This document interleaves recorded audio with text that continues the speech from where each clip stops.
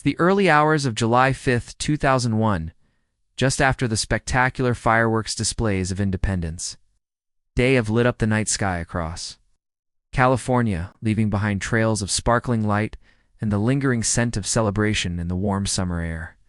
A vibrant young woman named Megan Barosso, full of youthful energy and dreams for the future, cruises home alone in her rented Pontiac Sunfire on a seemingly quiet stretch of highway near Moorpark. Her thoughts likely drift back to the joyful moments shared with friends, laughter echoing from the beach. The thrill of the holiday festivities and the simple pleasure of feeling alive on such a perfect American night. Out of nowhere, a vehicle appears behind her, closing in aggressively, its headlights blinding in the rearview mirror. Panic surges as the first shots ring out, bullets tearing through the darkness and shattering her windshield in a violent storm of glass and metal. She accelerates desperately, trying to escape the relentless pursuit. But more shots follow, piercing the car and striking her body. In a final act of survival instinct, her vehicle swerves and crashes into the center median under a highway overpass. The engine still running, headlights beaming into the night, wipers moving futilely against the blood-smeared glass. But Megan is nowhere to be found, dragged from the wreckage into the unknown, leaving behind a scene of chaos. Bloodstains on the seat, her purse, and phones scattered, one flip-flop tossed into the street, and shell casings glinting on the pavement. What began as a night of freedom and joy ends in unimaginable terror, sparking a desperate search that grips the community and reveals a predator who hid in plain sight for years. This isn't just a random act of violence. It's the deadly escalation of a serial offender's dark impulses. A story that shocks the state of California and highlights the fragility of safety in even the quietest suburbs. The horrifying fate of Megan Barosso unfolds as a chilling reminder that evil can lurk just beyond the glow of holiday lights, turning celebration into tragedy in an instant. Megan Barosso shines as an example of young adulthood at its best. 20-year-old part-time student at Moorpark College, living in the peaceful suburb of Moorpark, California, where life moves at a relaxed pace amid rolling hills and family-friendly neighborhoods northwest of Los Angeles. Born on March 15, 1981, in nearby Camarillo, Megan grows up with a warm, loving family, including her mother Susan, father Arturo, known as Art, and brother Arturo Joe, along with half-siblings who round out a close-knit household. Those who know her describe her as bubbly, kind-hearted, and utterly without enemies.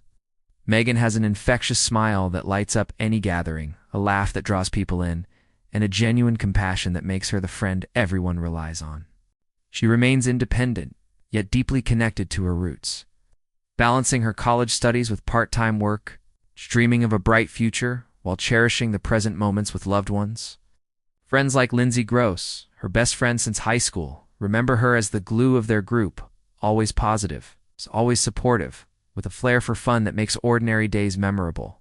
On July 4th, 2001, as the nation celebrates its independence with barbecues, parades, and fireworks, Megan fully embraces the holiday spirit, starting the day at a casual barbecue hosted by Lindsay's family, where the group enjoys grilled food, relaxed conversation, and the easy camaraderie of summer. Later, Megan and Lindsay head to Silver Strand Beach along the scenic coast, meeting up with old high school friends to watch the fireworks explode over the Oceana, mesmerizing display of color and sound that symbolizes joy and freedom for so many. Amid the crowd's cheers, someone in the group playfully sprinkles red glitter into Megan's dark hair, a whimsical touch that adds to the festive sparkle of the night, with particles catching the light from the bursts overhead.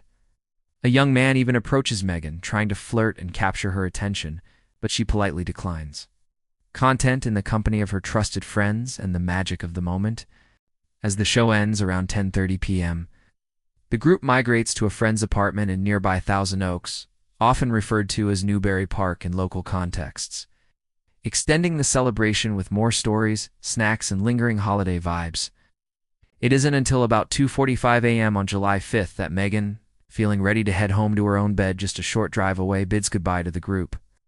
Despite Lindsay's concerned offer to let her stay the night, "It's late. Just crash here," Megan reassures everyone with her characteristic confidence. "I'll be fine. It's not far."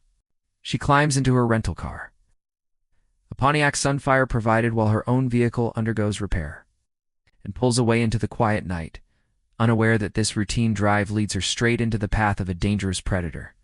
Those final words of reassurance echo hauntingly in the days to come, as Megan's disappearance shatters the illusion of safety and launches an investigation that connects her tragedy to a long-running nightmare plaguing nearby communities.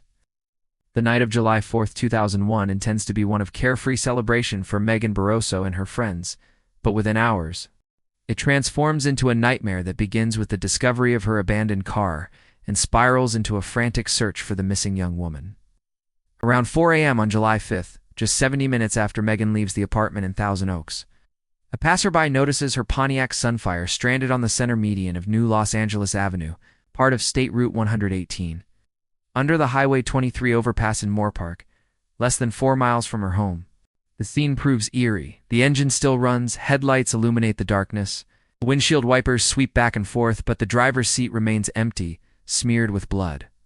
Investigators from the Ventura County Sheriff's Office arrive quickly, documenting a horrific tableau of violence. 5 bullet holes concentrate on the driver's side of the windshield, and body blood trails on the steering wheel, gearshift, and seat indicate Megan suffers grave injury while at the controls. Her purse and cell phone remain left behind, one flip-flop sandal inside the car and another tossed into the nearby street, suggesting a struggle or hasty exit. Scattered around the vehicle appear distinctive green-tinted shell casings and a rifle cleaning rod. Clues pointing to a high-powered assault weapon, later identified through ballistics as an AK-47 variant. The car's event data recorder, precursor to modern black boxes, reveals Megan travels at high speed before abruptly decelerating and crashing into the median, consistent with her fleeing a pursuer who overtakes and fires upon her. Deputies and search teams scour the surrounding area for hours, hoping Megan escapes on foot or hides injured nearby, but no trace emerges. Her family receives notification immediately, plunging them into anguish. Art Barosso, her father, and Susan, her mother, joined by friends like Lindsay, who recounts the glitter-sprinkling fun in Megan's outfit.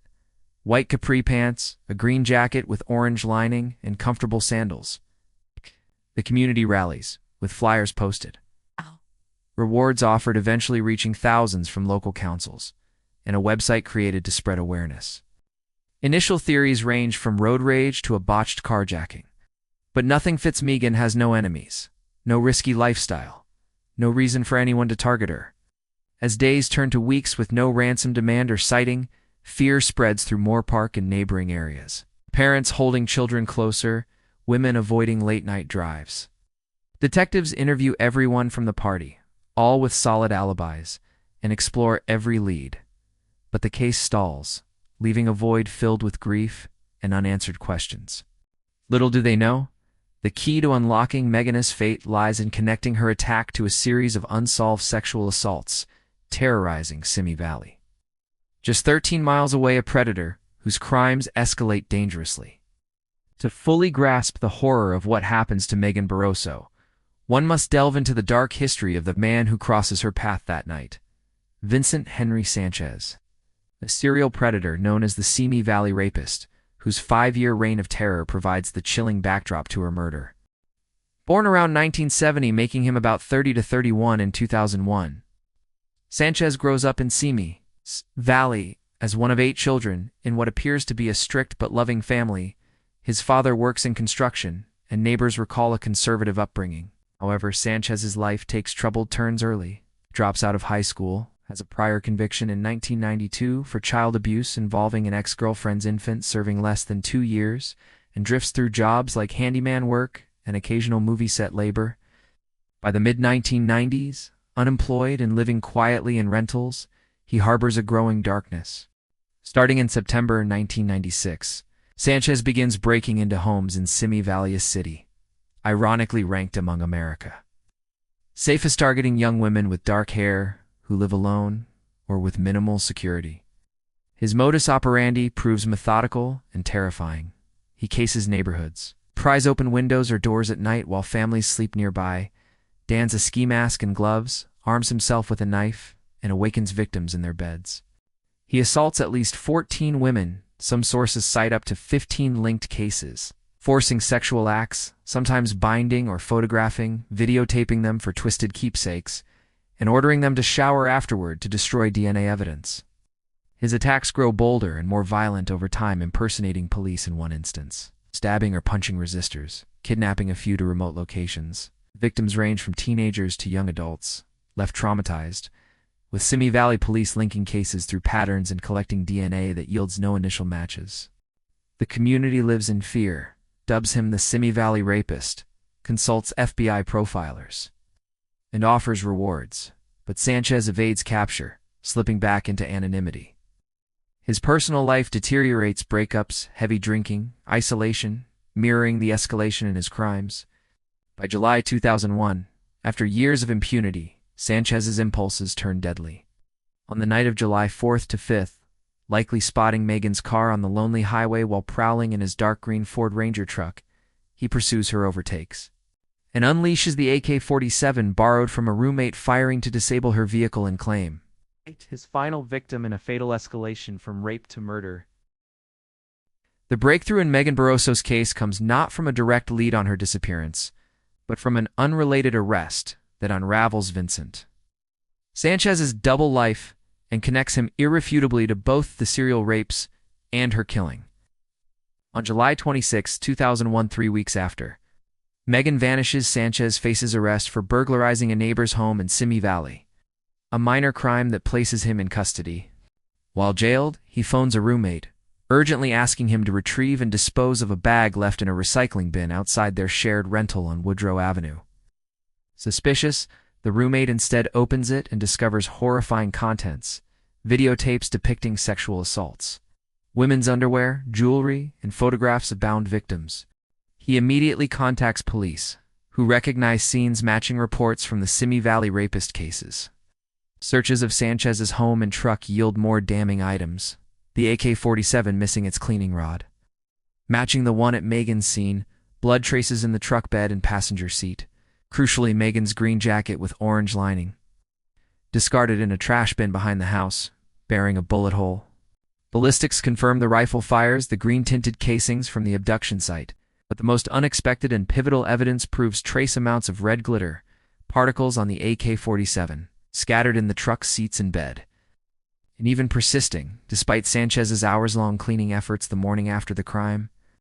Forensic trace evidence expert Edwin Jones, from the Ventura County Sheriff's Crime Lab, analyzes samples under microscopes, identifying the glitter as hexagonal, multi-layered with specific polymers and alumina rare, with only limited production runs sold at stores like Hot Topic. Lindsay Gross provides the near-empty bottle used on Megan's hair that night. Matches prove exact, including particles recovered from Megan's decomposed scalp later. This nearly perfect contact trace proves physical transfer between victim, perpetrator, and weapon, bridging gaps where decomposition hinders DNA from the body.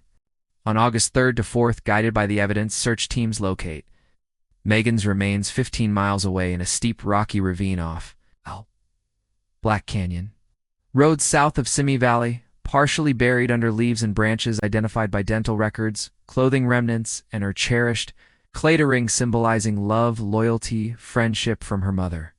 Autopsy reveals a gunshot to the abdomen. She likely bleeds internally for minutes or hours, possibly survivable with prompt aid, but leaves to die alone. Sanchez faces charges with murder, kidnapping, and attempted rape, special circumstances for death penalty eligibility, plus dozens of counts for the assaults.